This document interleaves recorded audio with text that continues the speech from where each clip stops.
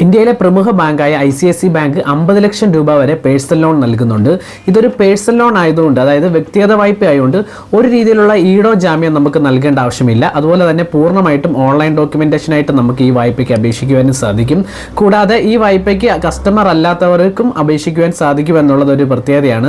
സാധാരണ പേഴ്സണൽ ലോൺസിനൊക്കെ അവരുടെ കസ്റ്റമേഴ്സിന് മാത്രമേ അപേക്ഷിക്കാൻ സാധിക്കുകയുള്ളൂ. എന്നാൽ ഇതിന് കസ്റ്റമൈസ് ആയവർക്കും കസ്റ്റമൈസ് അല്ലാത്തവർക്കും അപേക്ഷിക്കുവാൻ സാധിക്കും. ഈ വായ്പയെക്കുറിച്ചുള്ള മുഴുവൻ വിവരങ്ങളും എങ്ങനെ ഓൺലൈൻ വഴി ഈ വായ്പയ്ക്ക് നമുക്ക് അപേക്ഷിക്കുവാൻ സാധിക്കും, അതുപോലെ എന്തൊക്കെ ഡോക്യുമെന്റ്സ് വേണം, ഇതിന്റെ വായ്പാ തുക, പലിശ നിരക്ക്, അതുപോലെ തന്നെ തിരിച്ചടവ് കാലാവധി തുടങ്ങിയ മുഴുവൻ വിവരങ്ങളുമാണ് ഇന്ന് ഈ വീഡിയോയിൽ.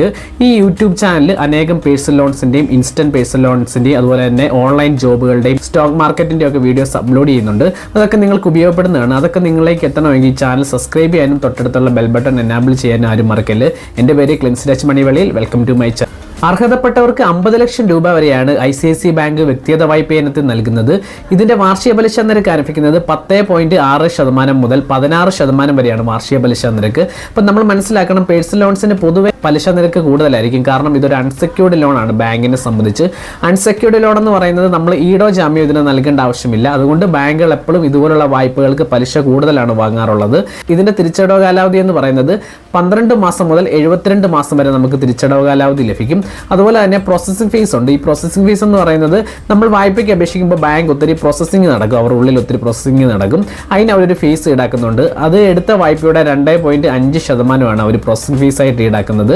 അതുപോലെ തന്നെ GST തുടങ്ങിയ ചാർജുകളും ബാങ്ക് നമ്മളിൽ നിന്ന് ഈടാക്കുന്നതാണ്. നമ്മളുടെ വരുമാനം അതുപോലെ സിബിൽ സ്കോർ, ഈ രണ്ട് കാര്യം പരിഗണിച്ചാണ് നമുക്ക് എന്തുമാത്രം വായ്പ തുക നൽകണം, അതോ നമുക്ക് നൽകണ്ടേ തുടങ്ങിയ എല്ലാ കാര്യങ്ങളും തീരുമാനിക്കുന്നത്. അതുപോലെ തന്നെ പലിശ നിരക്കിനെ ഇത് ബാധിക്കുന്നു. ഒരു വ്യക്തി ഒരു വായ്പയ്ക്ക് അപേക്ഷിക്കുമ്പോൾ ബാങ്ക് ഒരു കാര്യം ഉറപ്പുവരുത്തും, ഇയാൾക്ക് ഈ വായ്പ എടുത്തു കഴിഞ്ഞാൽ അത് കൃത്യമായിട്ട് തിരിച്ചടയ്ക്കാൻ പറ്റുമോ ഇല്ലയോ എന്ന്.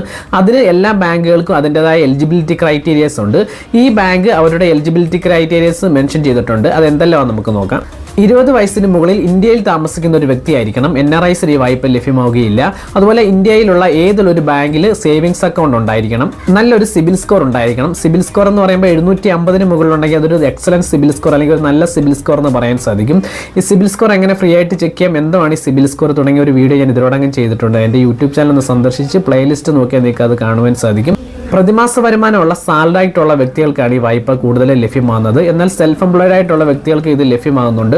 കൂടുതലും സാലറി ആയിട്ടുള്ള വ്യക്തികൾക്കാണ് ഈ വായ്പ ലഭ്യമാകുന്നത്. മുകളിൽ പറഞ്ഞ എലിജിബിലിറ്റി ക്രൈറ്റീരിയസ് ഒക്കെ നിങ്ങൾക്ക് ഉണ്ടെങ്കിൽ നിങ്ങൾക്ക് ഉറപ്പായിട്ടും ഈ വായ്പ ലഭ്യമാകുന്നതാണ്. അത് നിങ്ങൾക്ക് ഓൺലൈൻ വഴി അപേക്ഷിക്കുവാനും സാധിക്കും. അത് ഈ വീഡിയോ കാണുമ്പോൾ നിങ്ങൾക്ക് മുഴുവൻ കാണുമ്പോൾ മനസ്സിലാവുന്നതാണ്.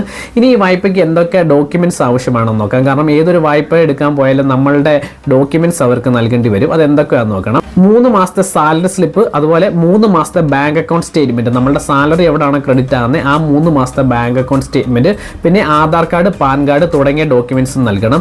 ഇത് മതി നമുക്ക് പ്രധാനമായിട്ടും ഡോക്യുമെന്റ്സ് ആയിട്ട്. പിന്നെ നമ്മുടെ ആധാർ കാർഡുമായിട്ട് ലിങ്ക് ചെയ്തിരിക്കുന്ന മൊബൈൽ നമ്പർ, അതുപോലെ തന്നെ നമ്മുടെ ഇമെയിൽ ID തുടങ്ങിയ കാര്യങ്ങൾ നിങ്ങൾ കൈ കരുതിയിരിക്കണം. ഇതൊക്കെ നമുക്ക് കൊടുക്കണം. പിന്നെ ബേസിക് ഡീറ്റെയിൽസ് ഇതെല്ലാം നമ്മൾ എൻ്റർ ചെയ്ത് കൊടുക്കണം. ഇനി ഇതെങ്ങനെ നമുക്ക് ഓൺലൈൻ വഴി അപേക്ഷിക്കാമെന്ന് നോക്കാം. നിങ്ങൾക്ക് ഇപ്പോൾ സ്ക്രീനിൽ കാണുവാൻ സാധിക്കും. നിങ്ങൾ ICICI ബാങ്ക് പേഴ്സണൽ ലോൺ എന്ന് ഗൂഗിളിൽ നിങ്ങൾ സെർച്ച് ചെയ്യണം. സെർച്ച് ചെയ്യുമ്പോൾ നിങ്ങൾക്ക് ഇതുപോലൊരു പേജ് ആണ് വരുന്നത്. അവിടെ ICICI ബാങ്ക് പേഴ്സണൽ ലോൺ എന്നുള്ളത് നിങ്ങൾ ക്ലിക്ക് ചെയ്യണം. കൃത്യമായിട്ട് അവിടെ തന്നെ നിങ്ങൾ ക്ലിക്ക് ചെയ്ത് കയറുക. ഓക്കെ, അപ്പോൾ ഇതുപോലൊരു പേജ് കാണും. ഇവിടെ നിങ്ങൾക്ക് കാണാം 50 ലക്ഷം രൂപ വരെ ലോൺ നിങ്ങൾക്കുണ്ട് എന്ന് ഇവർ കാണിക്കുന്നുണ്ട്. ഞാൻ പറഞ്ഞ ഡീറ്റെയിൽസ് എല്ലാം നിങ്ങൾക്ക് ഇവിടെ കാണാൻ സാധിക്കും. പിന്നെ നമുക്ക് ഫ്രീ ആയിട്ട് ഇവിടെ നമ്മുടെ EMI ചെക്ക് ചെയ്യാൻ സാധിക്കും. EMI എന്ന് വെച്ചാൽ നമ്മളുടെ ലോൺ എമൗണ്ടും അതുപോലെ തന്നെ ഇൻട്രസ്റ്റ് റേറ്റ് അതുപോലെ ടെനറും നമ്മൾ എൻ്റർ ചെയ്ത് കഴിഞ്ഞാൽ നമുക്ക് എന്തുമാത്രം EMI ആവുമെന്ന് ഇവിടെ നമുക്ക് കാണിക്കും. ഓക്കെ, അതിൻ്റെ താഴെ നിങ്ങൾക്ക് അപ്ലൈ പേഴ്സണൽ ലോൺ എന്നുള്ളടത്ത് ക്ലിക്ക് ചെയ്യണം. ക്ലിക്ക് ചെയ്യുമ്പോൾ നിങ്ങൾക്ക് ഇതുപോലൊരു പേജിലേക്കാണ് വരുന്നത്.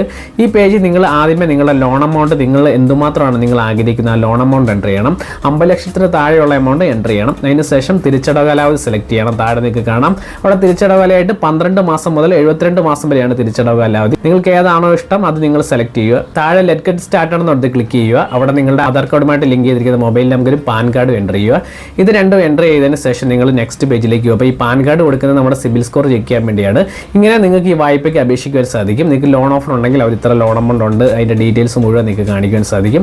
അതിനുശേഷം നിങ്ങൾ കണ്ടിന്യൂ ചെയ്യുവാണെങ്കിൽ നിങ്ങൾക്ക് എല്ലാ ഡീറ്റെയിൽസ് നിങ്ങളുടെ ബേസിക് ഡീറ്റെയിൽസ് എല്ലാം എൻ്റർ ചെയ്ത് കഴിയുമ്പോൾ നിങ്ങൾക്ക് ഏതാനും നിമിഷം അല്ലെങ്കിൽ 20 മിനിറ്റിനുള്ളിൽ തന്നെ വായ്പ ലഭ്യമാക്കുമെന്നാണ് ഇവർ അറിയിച്ചിരിക്കുന്നത്. ഇങ്ങനെ നിങ്ങൾക്ക് ഓൺലൈൻ വഴി ഇത് അപേക്ഷിക്കുവാൻ സാധിക്കും. അപ്പോൾ ഫുള്ള് ഞാനിത് ചെയ്ത് കാണിക്കാത്തത് എനിക്കിപ്പോൾ വായ്പയുടെ ആവശ്യമില്ല. നിങ്ങൾക്ക് ആവശ്യമുള്ളവർ ഈ വായ്പയ്ക്ക് അപേക്ഷിക്കുവാൻ സാധിക്കും. ഒരു ബാങ്ക് തരുന്ന ലോണാണ്, അതുകൊണ്ട് തന്നെ സേഫ് ആയിട്ടുള്ള ലോണാണ്. പിന്നെ ഒരു കാര്യം പറയണം, നിങ്ങൾക്ക് എന്തെങ്കിലും സംശയം ഈ വായ്പയെക്കുറിച്ച് ഉണ്ടെങ്കിൽ ഈ വീഡിയോയുടെ കമൻറ്റ് ബോക്സ് രേഖപ്പെടുത്തും. അതിനുള്ള മറുപടി നൽകും. നൽകുന്നതാണ്.